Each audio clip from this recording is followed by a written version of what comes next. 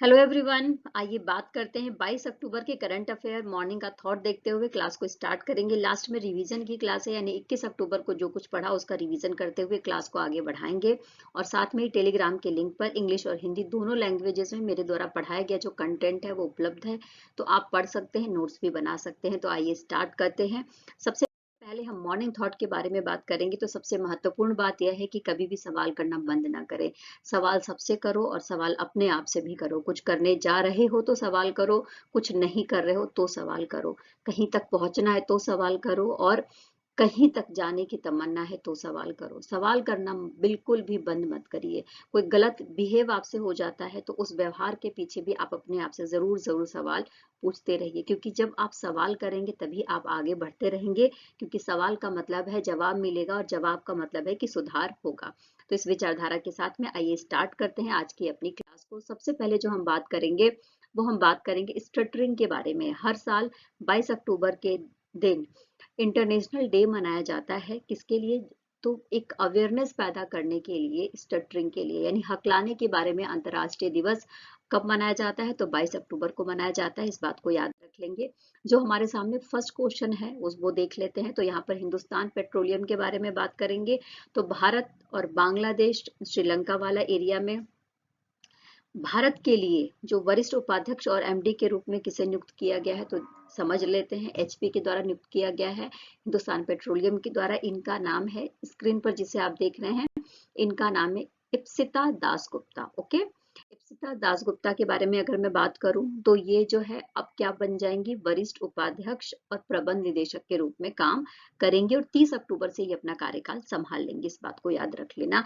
और जो सिर्फ भारत का ही बाजार ये नहीं देखेंगे, बांग्लादेश और श्रीलंका का भी बाजार ये देखेंगे। इस बात को भी नोटिस कर लेना।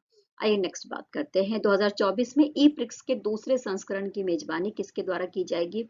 तो देखो, जो ई प्रिक्स होगा उसकी मेजबानी करी जाएगी हैदराबाद के द्वारा, और इसमें 16 राउंड आपको देखने को मिलेंगे। तो याद रख लेना, हैदराबाद के द्वारा 2024 में ई प्रिक्स का दूसरा संस्करण खेला जाएगा। ओके, और 16 राउंड होंगे इसमें। आइए नेक्स्ट बात करेंगे, रिजर्व बैंक ने किस पूर्वोत्तर राज्य में अपना जो उप कार्यालय है उसको खोल लिया है? तो देखो, रिजर्व बैंक ने अपना जो कार्यालय खोला है वो अरुणाचल प्रदेश में खोला है। और इसके साथ साथ में पहले ही जो पूर्वोत्तर के राज्य हैं उसमें आर्थिक विकास को ध्यान में रखते हुए, क्योंकि बहुत सारी ऐसी परियोजनाएं सरकार के द्वारा चलाई जा रही हैं पूर्वोत्तर के राज्यों के लिए, स्पेशली जो हमारे बॉर्डर वाले एरिया हैं वहां के लिए। तो इन सब बातों को ध्यान में रखते हुए जो डिप्टी गवर्नर हैं रिजर्व बैंक के, जिनका नाम है डॉक्टर माइकल देवव्रत पात्रा, इनके द्वारा 20 अक्टूबर को उप कार्यालय का उद्घाटन कर दिया गया है अरुणाचल प्रदेश में। और अच्छा, इसके साथ साथ आसाम, मणिपुर, मेघालय, मिजोरम, नागालैंड और त्रिपुरा में पहले ही कार्यालय हमारा जो भारतीय रिजर्व बैंक है उसका आप देख सकते हैं। ओके, आइए नेक्स्ट बात करते हैं। रिजर्व बैंक ने कोटक बैंक को किसके अधिग्रहण हेतु मंजूरी दी है? तो देखो, कोटक बैंक के द्वारा जो अधिग्रहण किया जाएगा वो किसका किया जाएगा? तो सोनाटा फाइनेंस का किया जाएगा। और इसके लिए जो भारतीय रिजर्व बैंक है उसने मंजूरी दे दी है।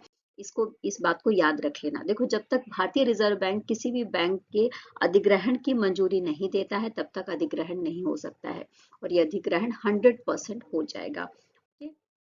प्रधानमंत्री के द्वारा भारत की पहली सेमी हाई स्पीड क्षेत्रीय रेल सेवा का कहां से क्षेत्र रेल सेवा का नाम क्या है और कहां से इसका उद्घाटन किया गया है?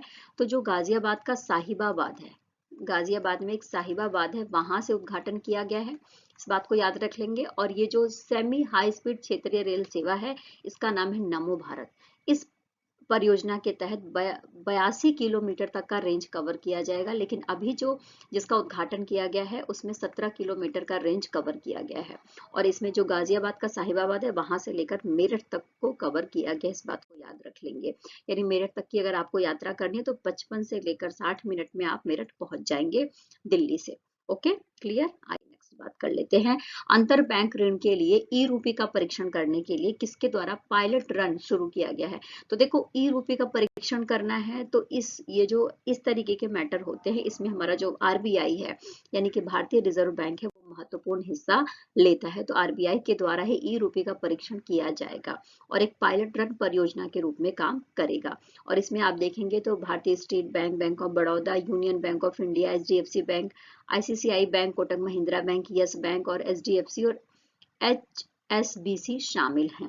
यानी कि इन सबका जो ई रुपए का जो सिस्टम है वो सारा चेक करने का और ये जो सारा सिस्टम इसको दोबारा से रन कराने का और इसमें जो भी कमियां हैं उसको कौन मॉनिटरिंग करता है, तो ये सारा मॉनिटरिंग भारतीय रिजर्व बैंक के द्वारा किया जाता है। और ई रुपए का मतलब है एक तरीके से डिजिटल मुद्रा। ओके, आइए नेक्स्ट बात करते हैं दुर्गा भारत सम्मान के बारे में। दुर्गा भारत सम्मान 4 क्षेत्रों में दिया गया है। किसके द्वारा दिया गया है, तो देखो जो पश्चिम बंगाल के राज्यपाल हैं उनके द्वारा दिया गया है। अब यहाँ पर पूछा जा रहा है कि दुर्गा भारत सम्मान से सम्मानित पंडित अजय चक्रवर्ती किससे संबंधित हैं।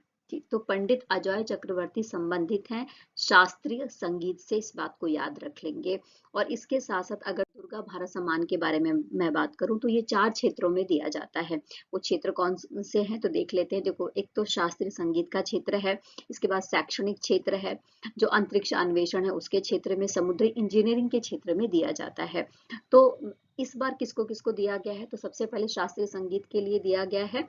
किसे, तो हमारे जो अजय चक्रवर्ती जी हैं उनको दिया गया है, पश्चिम बंगाल के राज्यपाल जिनका नाम है CV आनंद बोस, इनके द्वारा प्रदान किया गया है। और साथ में ही इसरो को प्रदान किया गया है क्योंकि चंद्रयान 3 का सफल जो मिशन है वो इसरो के द्वारा कंडक्ट कराया गया। और साथ साथ में garden rich ship builders and engineers को भी ये पुरस्कार प्रदान किया गया है। इस पुरस्कार के तहत 1 लाख रुपए और साथ में एक प्रशस्ति पत्र और एक पट्टिका दिया जाता है, इस बात को याद। गगनयान टेस्ट व्हीकल D1, जिसको हम TVD1 भी कहते हैं, को किस स्थान से लॉन्च किया गया है। ठीक है, तो देखो जो गगनयान मिशन है, जैसा कि अभी हमने कुछ दिन पहले प्रधानमंत्री नरेंद्र मोदी जी के बारे में बात करी थी, तो उन्होंने बताया था कि हमारा जो अंतरिक्ष स्टेशन है वो उसका टारगेट रखा गया था 2035 तक, और चंद्रमा पर अंतरिक्ष यात्री को भेजने का जो टारगेट रखा गया था वो 2040 तक रखा गया था। और इसी तरीके से जो गगनयान मिशन है उसको 2025 तक सफल कराने की बात की गई थी, यानी कि अंतरिक्ष में किसी व्यक्ति को ले जाना है ना। तो जो गगनयान टेस्ट व्हीकल D1 है उसको किस स्थान से लॉन्च किया जाएगा, तो हम सबको अच्छे से पता है कि आंध्र प्रदेश का सतीश धवन अंतरिक्ष केंद्र, वहां पर श्रीहरिकोटा है और श्रीहरिकोटा से इसको लॉन्च। देखो, इसरो का मुख्यालय आपको बेंगलुरु में देखने को मिलेगा। इसकी स्थापना 15 अगस्त 1969 को करी गई थी। संस्थापक विक्रम साराभाई हैं और इसरो के अध्यक्ष कौन है, तो M सोमनाथ हैं। इसरो के बारे में जानकारी जरूर होनी चाहिए क्योंकि इसरो के जो काम है वो बहुत इंपॉर्टेंट हो गए हैं एग्जाम के पर्पज से भी, और एग्जाम में जरूर इससे क्वेश्चन पूछने जाने वाले हैं। नेक्स्ट बात करेंगे UNWTO के बारे में। ओके, तो UNWTO के सर्वश्रेष्ठ पर्यटन गांव 2023 से किसको सम्मानित किया गया है। देखो, जो UNWTO है इसने 55 गांवों की लिस्ट दी है। ठीक है, तो इसमें शामिल हुआ है गुजरात का धोर्डो गांव। कौन सा, गुजरात का धोर्डो गांव पर्यटन के क्षेत्र में। अच्छा, साथ में मैं आपको बता दूं कि इस पूरे लिस्ट में जो धोर्डो गांव है इसको 54th रैंक मिली है, इस बात को याद रख लेंगे, यानी कि 54th नंबर पे शामिल किया गया है। सर्वश्रेष्ठ पर्यटन गांव के लिए जो हमारा UNWTO है वो क्या कर रहा है, 2021 से ही ग्रामीण विकास को ध्यान में रखते हुए ग्रामीण विकास को प्रोत्साहित करने के लिए, अंतर्राष्ट्रीय पर्यटन को बढ़ावा देने के लिए एक अंतर्राष्ट्रीय स्तर पर उस गांव को पहचान बनाने के लिए काम कर रहा है, तो इस बात को याद रखेंगे। अपतटीय पोत से विद्युत चुंबकीय रेलगन लॉन्च करने वाला प्रथम देश कौन सा है, तो ये फर्स्ट कंट्री है जिसने लॉन्च किया है इलेक्ट्रोमैग्नेटिक जो हमारा रेलगन है उसको। कहाँ से लॉन्च किया गया है, किस देश के द्वारा लॉन्च किया गया है, तो ये टेक्निक है जापान की, जापान ने ऐसा कर दिखाया है। ओके, इस बात को याद रखेंगे। आइए नेक्स्ट बात कर लेते हैं, रिवीजन करते हैं फटाफट। तो हमने 21 अक्टूबर को पुलिस कर्मियों की याद में अंतर्राष्ट्रीय भारत का यानी कि राष्ट्रीय पुलिस स्मृति दिवस मनाया जाता है, इस बात को याद रख लेंगे। नेक्स्ट बात करेंगे, 21 अक्टूबर को आजाद हिंद फौज की जो सरकार है उसका 80वां स्थापना दिवस हमने सेलिब्रेट करा था, और सबसे पहले सिंगापुर में आजाद हिंद फौज की स्थापना करी गई थी 1943 में। किसके द्वारा, तो हमारे नेताजी सुभाष चंद्र बोस जी के द्वारा। और जब इसकी स्थापना करी गई थी तो 2 नारे जो बहुत फेमस हुए थे, उन नारों के बारे में जरूर बात करेंगे, दिल्ली चलो और दूसरा था तुम मुझे खून दो मैं तुम्हें आजादी दूंगा। ये आह्वान था सुभाष चंद्र बोस का। आइए नेक्स्ट बात कर लेते हैं। विश्व आयोडीन अल्पता विकार निवारण के लिए हर साल 21 अक्टूबर के दिन ये दिन मनाया जाता है, क्योंकि आयोडीन हमारे शारीरिक और मानसिक विकास के लिए एक ऐसा खनिज है जो बहुत जरूरी है। और 1992 से ही भारत में नमक में आयोडीन की मात्रा को क्या कर दिया गया, बिल्कुल मतलब कि जरूरी कर दिया गया, जिससे कि नमक की मात्रा है वो हमारे देश के हर एक व्यक्ति, हर एक नागरिक तक जरूर पहुंचे। नमक के साथ में आयोडीन की मात्रा के बारे में बात की गई है, बात को याद रख लेंगे। यूरोपीय संघ का सखारोव पुरस्कार 2023 किसे प्रदान किया गया है? तो देखो, यूरोपीय संघ का जो सखारोव पुरस्कार 2023 है ये प्रदान किया गया है, ईरान से बिलोंग करती हैं, सिर्फ 22 साल की उम्र की थी जब पुलिस की कस्टडी में इनकी मृत्यु हो गई थी। महिलाओं के अधिकारों, उनकी स्वतंत्रता और उनके अधिकारों की बात करती थी। इनका नाम है जीना महसा अमीनी। ओके। यूके में आयोजित 2023 कैम्ब्रियन गश्ती सैन्य अभ्यास का जो विजेता है वो कौन है? तो ये विजेता है भारत। ओके। भारत ने 2021 में भी ये जो कैम्ब्रियन गश्ती सैन्य अभ्यास है इसमें गोल्ड मेडल जीता था और अभी भी इसने गोल्ड मेडल जीता है। ओके, नेक्स्ट बात कर लेते हैं। केंद्र सरकार के द्वारा 8 उच्च न्यायालयों में कितने न्यायाधीशों की नियुक्ति करी गई है? तो केंद्र सरकार के द्वारा जो ये 8 उच्च न्यायालय हैं, दिल्ली है, बॉम्बे है, जो हमारा हैदराबाद है, और साथ में ही हमारा जो त्रिपुरा है, ऐसे 8 राज्य हैं जहां पर न्यायाधीशों की नियुक्ति करी गई है। उनकी संख्या पूछी जा रही है तो उनकी संख्या है 17। ओके, नेक्स्ट बात करेंगे। स्थिरता रिपोर्टिंग में योगदान के लिए संयुक्त राष्ट्र पुरस्कार किसे प्रदान किया गया है? तो स्थिरता रिपोर्टिंग में योगदान के लिए संयुक्त राष्ट्र पुरस्कार प्रदान किया गया है ICAI को। ICAI को। प्यूमा ने किसे अपना ब्रांड एम्बेसडर नियुक्त किया है? तो जैसा स्क्रीन पर आप देख रहे हैं ये है मोहम्मद शमी, और मोहम्मद शमी भारत के तेज गेंदबाज हैं जिसको प्यूमा ने अपना ब्रांड एम्बेसडर बनाया है। कतर मास्टर्स में किस खिलाड़ी ने विजय हासिल करी है? तो इनके बारे में कल हमने पढ़ा था कि कतर मास्टर्स में दुनिया के नंबर 1 शतरंज खिलाड़ी को जीतकर ये खिताब हासिल करी गई है, कार्तिकेयन मुरली के द्वारा। अच्छा, दुनिया का नंबर 1 शतरंज खिलाड़ी कौन है? तो वो है मैग्नस कार्लसन। इस बात को याद रख लेंगे। असम के मुख्यमंत्री द्वारा उद्घाटन किए गए असम के दूसरे सबसे लंबे फ्लाईओवर का नाम पूछा जा रहा है, तो ये फ्लाईओवर है श्रद्धांजलि। प्रदेश के टाइगर रिजर्वों के लिए विशेष बाघ सुरक्षा बल का गठन किसके द्वारा किया गया है? तो विशेष बाघ सुरक्षा बल का गठन किया गया है अरुणाचल प्रदेश के द्वारा।